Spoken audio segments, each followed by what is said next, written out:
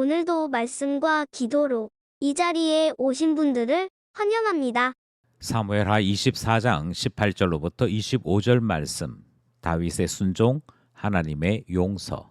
지금부터 본문을 읽겠습니다. 이날에 갓이 다윗에게 이르러 그에게 아뢰되 올라가서 여부스 사람 아라우나의 타작마당에서 여호와를 위하여 제단을 쌓으소서. 다윗이 여호와께서 명령하신 바 갓의 말대로 올라가니라. 아라우나가 바라보다가 왕과 그의 부하들이 자기를 향하여 건너옴을 보고 나가서 왕 앞에서 얼굴을 땅에 대고 절하며 이르되 어찌하여 내 주 왕께서 종에게 임하시나이까? 다윗이 이르되 내게서 타작마당을 사서 여호와께 제단을 쌓아 백성에게 내리는 재앙을 그치게 하려 함이라. 아라우나가 다윗에게 아뢰되 원하건대 내 주 왕은 좋게 여기시는 대로 취하여 드리소서. 번제에 대하여는 소가 있고 뗄나무에 대하여는 마당질하는 도구와 소의 멍에가 있나이다. 왕이여, 아라우나가 이것을 다 왕께 드리나이다. 왕의 하나님 여호와께서 왕을 기쁘게 받으시기를 원하나이다. 그렇지 아니하다. 내가 값을 주고 내게서 살이라. 값 없이는 내 하나님 여호와께 번제를 드리지 아니하리라. 하고 다윗이 은 50세겔로 타작마당과 소를 사고 그곳에서 여호와를 위하여 제단을 쌓고 번제와 화목제를 드렸더니 이에 여호와께서 그 땅을 위한 기도를 들으시매 이스라엘에게 내리는 재앙이 그치었더라. 본문 해석입니다. 오늘 본문으로 사무엘 말씀이 끝을 맺습니다. 사무엘 상은 사사시대가 끝나는 것에 대한 말씀, 그리고 사울 왕조에 대한 이야기에 이어서 다윗이 왕이 되기까지의 이야기가 기록되었지요. 반면에 우리가 함께 묵상했던 사무엘 하는 다윗이 왕이 되고 난 다음의 이야기가 기록되어 있습니다. 이것이 사무엘 상하의 내용이지요. 성경은 다윗을 성군이라고 평가합니다. 내 마음에 합한 자라는 놀라운 평가가 다윗에게는 주어져 있습니다. 그럼에도 사무엘 하의 말씀 속에는 냉정하게 그가 범죄한 내용을 정확하게 전달하는 것을 보았지요. 사무엘 하의 마지막 기록은 다윗이 인구조사를 강행했다, 그리고 그것 때문에 하나님께 징계를 받았다 하는 내용이었습니다. 다윗은 잘못하지 않았기에 성군이라 그렇게 불린 것이 아닙니다. 오히려 그에게도 똑같은 장점이 있었고 단점이 있었으며 잘한 것이 있고 실패한 것도 있었습니다. 그럼에도 그가 성군이 될 수 있었던 것은 잘못했을 때라도 하나님의 말씀에 마음을 열어둔 것이고 하나님의 뜻을 따라 회개할 줄 아는 왕이었다. 그 모습을 우리는 마지막 본문에서도 확인하게 되는 것이지요. 다윗의 마지막 기록 말씀, 오늘 본문 말씀입니다. 본문의 중심 메시지입니다. 본문이 전하는 첫 번째 메시지는 시대는 달라도 하나님은 세운 왕들을 통해 하나님 나라를 세우고자 하신다 하는 하나님의 뜻을 발견하게 됩니다. 앞서 사사시대가 있었고 사울 왕조가 있었음에도 다윗이 성군으로 하나님 마음에 합한 자로 칭찬을 받은 이유는 그가 하나님의 뜻을 따라 자기의 삶을 드린 왕이기도 했으며 하나님 앞에 좀 더 가까이 다가서기 위해 제사하는 모습을 보였기 때문이지요. 우리는 본문 말씀을 통해 좋은 왕은 어떤 왕인지 깨닫게 됩니다. 실수, 실패가 없는 왕이 아니라 하나님의 뜻 앞에 민감하고 하나님 앞에 정결하게 자기 자신을 드리는 왕 되어야 할 것을 본문이 가르치고 있는 것이지요. 두 번째로 오늘 본문은 다윗이 선지자 갓이 전달한 하나님의 말씀에 전심으로 순종하는 것을 살펴볼 수 있었습니다. 더 놀라운 사실은 여부스 사람 아리우나에게도 하나님의 뜻이 무엇이고 자신이 무엇을 하려고 하는지를 잘 전달하는 것 살펴보게 되는 것이지요.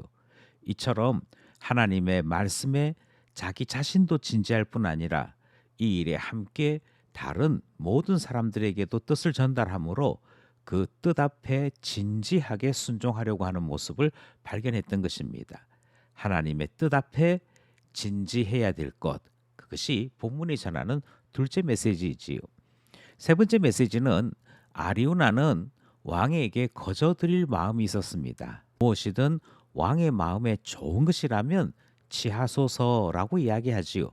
그러나 다윗은 회개에 합당한 속죄를 드리기를 원했습니다. 따라서 아리우나가 거저주는 것으로는 속죄를 치룰 수 없었기에 그는 합당하게 사서 하나님 앞에 제사할 마음을 가지고 순종했던 것이며, 이렇게 합당하게 그가 하나님 앞에 기도하게 될 때 하나님께서는 그 모습을 보시고 재앙을 멈추었다 하는 내용을 우리는 확인하게 되는 것이지요.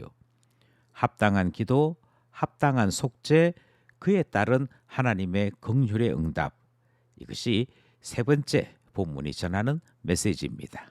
말씀에 대한 적용입니다. 오늘 본문 말씀을 따라 우리는 세 가지 적용을 하려고 하는데요. 제일 먼저 우리는 나 자신도 실수할 수 있는 존재임을 늘 인정하며 살아야겠습니다. 다른 사람들이 알면 부끄러워서 다른 사람들이 이 사실을 알면 나에 대해서 안 좋게 생각할까 봐 마치 실수라고는 전혀 하지 않는 사람처럼 감추기에만 급급하다면 사실은 교만한 사람 되려고 하는 것이고, 자기 자신을 완전 무결한 사람으로 자꾸 포장하게 되는 것입니다. 다윗을 보시면 다윗도 여러 번 실수하는 것을 보게 됩니다. 도리어 하나님께서 그런 실수가 있을 때마다 견책하셨고, 다윗은 하나님의 견책을 진심으로 받아들임으로 성군될 수 있었습니다. 이와 같은 하나님 말씀의 교훈을 따라 우리 또한 하나님께서 혼내실 때 진심으로 받아들이고, 그 받아들인 하나님의 말씀을 따라 하나님의 자녀로서 조금씩 온전해질 때 우리가 하나님 자녀인 것을 드러내는 사람 되는 것 아니겠습니까? 받아들여서 참된 자녀로 살아가야 할 것, 이것이 본문을 따라 살아가야 될 첫 번째 적용입니다. 두 번째는 사람들의 시선이나 눈치에 민감하지 말고 정작 우리의 모든 관심이 하나님과의 관계에 있어야 할 것을 교훈받았습니다. 제단을 쌓고 합당한 번제와 화목제로 하나님을 찾게 되었을 때 재앙이 그쳤다 하는 이 말씀을 통해 나와 하나님 사이의 거리는 어떠한지 살펴야 하는 것이고, 멀어져 있다면 다시금 하나님께로 가까이 다가서는 제단이 있고 번제가 있고 화목제의 은혜가 있어야 할 것, 우리가 다시 한번 깨닫게 되는 것이지요. 마지막으로 하나님께 값을 치르는 일이 소중하다 하는 것을 배웠습니다. 다윗은 아리우나의 타작마당을 거저 받을 수 있었지만 값을 치루었습니다. 왕 같은 제사장으로 살아가는 사람이 우리들이지요. 이 말씀은 책임 있는 자로 살아가야 될 위치에 있다 하는 말씀이고, 그러므로 감당해야 될 몫이 있음을 우리가 깨닫게 된다 하는 표현이기도 합니다. 마땅히 하나님의 것을 하나님께 드리는 신자, 하나님 앞에 값을 치룰 줄 아는 신자 되어야 할 것, 우리가 다시 한번 깨닫는 것이고요. 이 일에 흐트러짐이 없는 신실한 자로 살아야 할 것, 주님 앞에 결심하게 되는 것입니다. 오늘도 말씀과 기도로 다윗과 같은 좋은 왕 같은 제사장으로 살아야 할 것 깨달으며 실천하는 우리 모두 되기를 간절히 소원합니다.